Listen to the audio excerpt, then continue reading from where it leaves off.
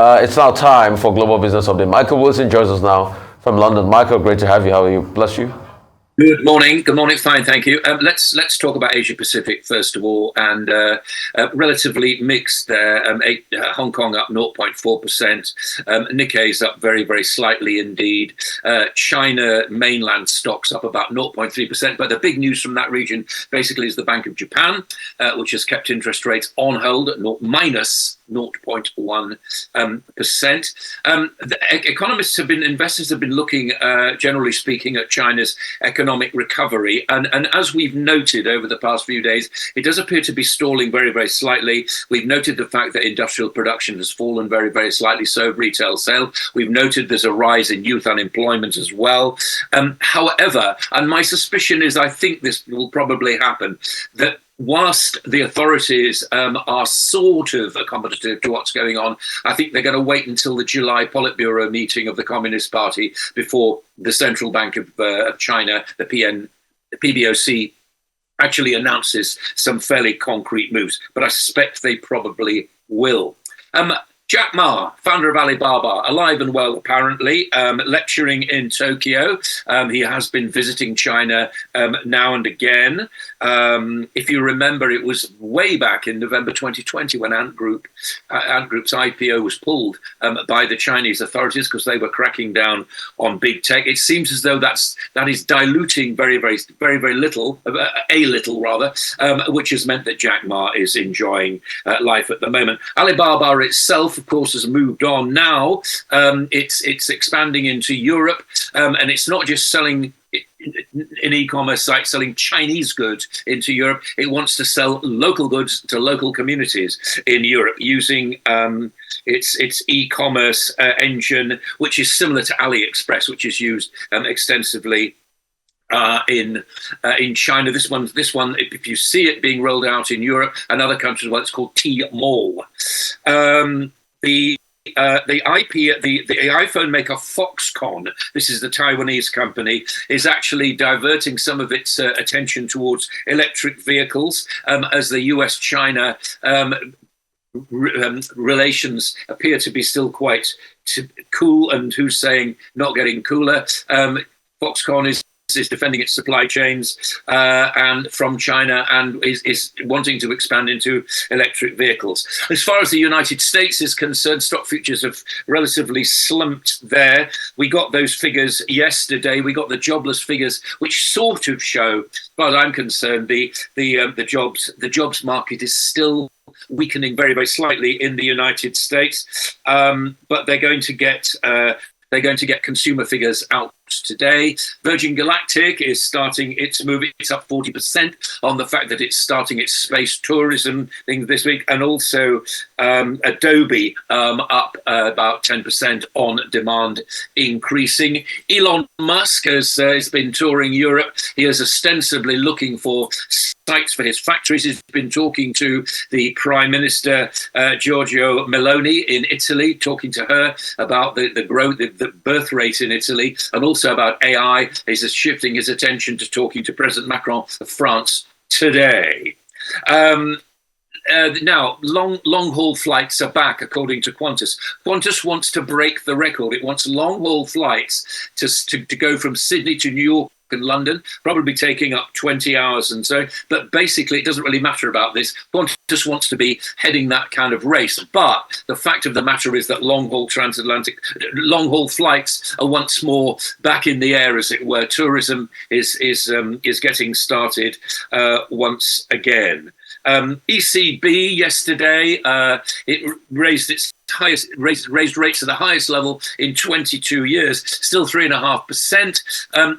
I think the takeaway from what they said yesterday came from their inflation targets, which I think are still relatively high, and we're not going to see inflation in their target range of 2% until 2025. That's according to the ECB. In the UK, pressure is mounting on the government to control the cost of living. Both NatWest and Nationwide have increased their mortgage costs. They pushed up the cost of borrowing, and they're the latest of the UK mortgage lenders to do that. They happen to be the UK's largest mortgage lenders, and still the Bank of England is still saying that we will raise rates as necessary to combat inflation. So we can see more increases there. We Soda United in the UK as well. We Soda stopped its IPO as a further blow to what people think about raising stock markets on. It's ironic this, because their CEO, Alistair Warren, had been talking up London as being a centre for IPOs. And now he's saying the lack of investor interest caused them to cancel that. To commodities, gas prices doubled in the past few trading days, up 27% yesterday.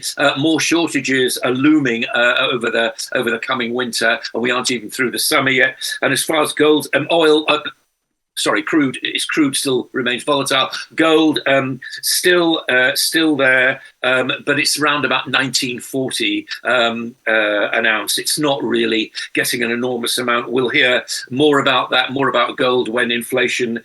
The world of inflation gives us slightly different kind of results than we've had right now. That is the global view this morning. Real quickly, let's talk about what the Fed is doing in America by halting the increase in interest rate currently, but they said they'll review it in the future. Is it just to cool off the madness going on as regards inflation numbers? Is that a strategy in the playbook, the literature?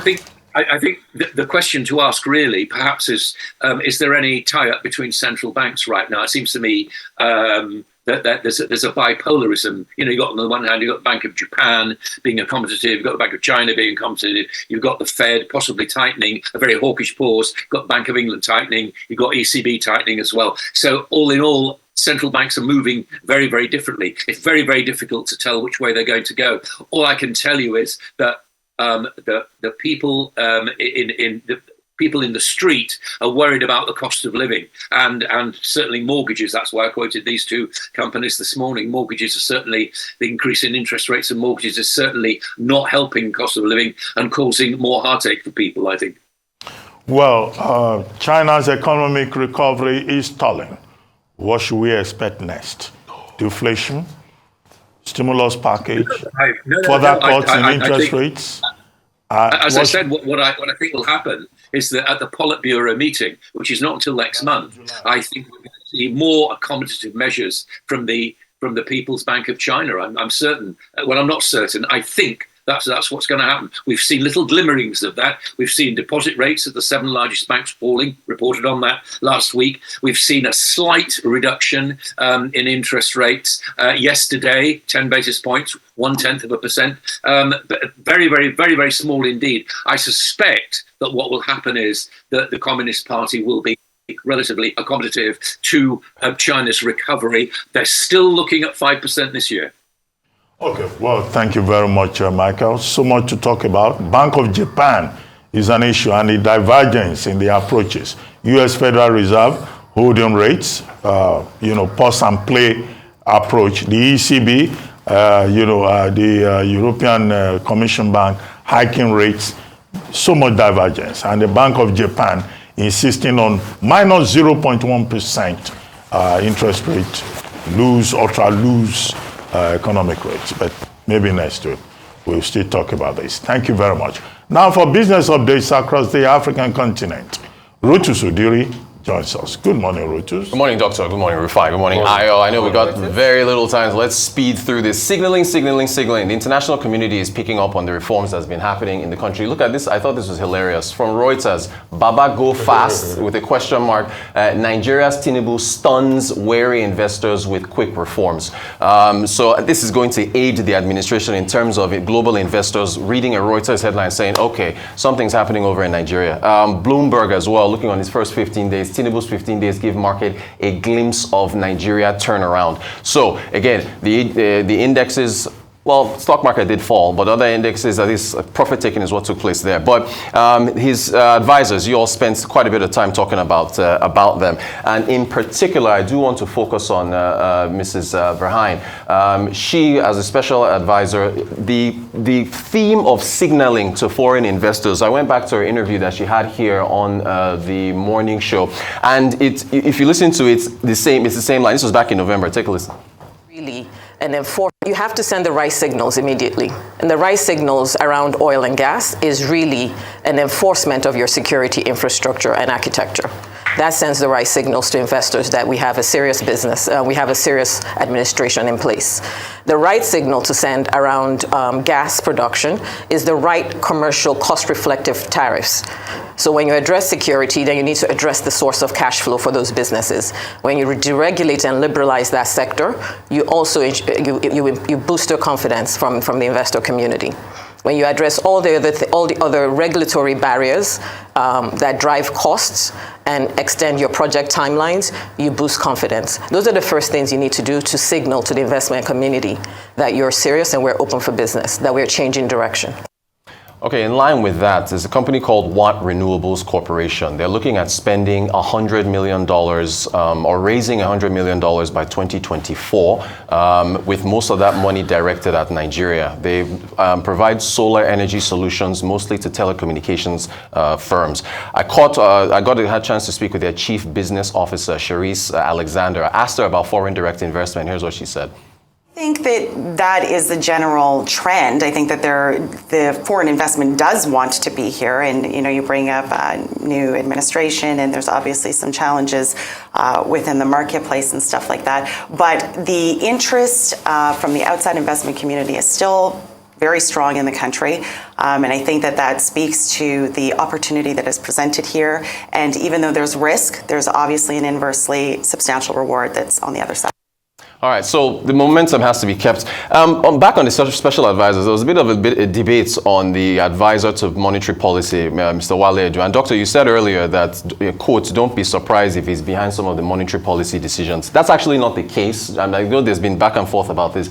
He is just advising the president, right? So we have to remember that the central bank is an independent entity, and the monetary policy decisions taken. Let me give you a quick example. At the next monetary policy committee meeting, interest rates are at 18, their benchmark rate is at 18.5%. One of the issues that the banks have been having is cash reserve ratio, CRR, at 32.5. So 32 naira 50 kobo of every 100 naira deposited with the bank is sterilized with the central bank. Wale Edun, but before the meeting, will probably sit with President Tinubu and say, this is what's going on, and Tinubu will ask him some questions. That's where it ends. As far as the decision, whatever monetary policy decision is made, that's going to sit with the Monetary Policy Committee, because the central bank has to maintain its independence. So these, again, are advisors that will be speaking, directly to the president. On the metrics, the stock exchange, we can't just talk about when it goes up. We also have to talk about when it goes down. So all share index, we saw some profit taking yesterday, but basically investors taking profits off the table with what they've made. It fell by 1.32%. But something to point out here, banking index fell, consumers fell, industrials, but look at oil and gas. Oil and gas ripped 12.12% yesterday. And again, it is the same downstream stocks that continue to climb. Total, MRS, corn, oil. And then finally, inflation. We did get inflation yesterday for the month of May. It did continue to climb. Headline inflation 22.4. All the metrics, core inflation did decelerate a bit. Here's the thing: core inflation this is year on year, on a month-on-month basis, saw the biggest climb of any of the others. You can see there from 1.46 in April to 1.81. Most folks were asking if the removal of fuel subsidies were part of this, but they were not, because that happened at the end of May. So if you remember, we looked at this, the highest increases in core inflation. Remember, core inflation strips out volatile food items, and you are left, these are the metrics, or what saw the biggest increases in core inflation. Look at that: gas, personal transport by air, fuel, lubricants for personal transport equipment, medical services, and then passenger transport by road. The removal of fuel subsidies, you will see that filter. Right, is going to jack up. Thank you. When you get that, so carrying Benin to Lagos, 20-something thousand. It's next month we'll see that. Next month we'll see that. You have not worked in government before, so all that that you were saying about the influence of Wale Edun and CBN being independent, no, it's simply, Look, when I was talking earlier on that it will be very influential, I was talking realpolitik, how power works. The president listens to who he wants to listen to. Right. The CBN, Section 3, talks about independence of the CBN. Is the CBN of Nigeria really independent? So these are questions out there. Right. So Tinubu, the buck stops at his desk. He will listen to who he wants to listen to run the country as he moves ahead. I guess that's how it works. Well, and I identified some of the special advisors that will be influential. It's not every special advisor that is influential. Right. Some of them just bear the title just to be part of the crowd. Indeed. Well, thank you very much. Thank you guys. Thank you. Interesting days ahead. Yes, exactly.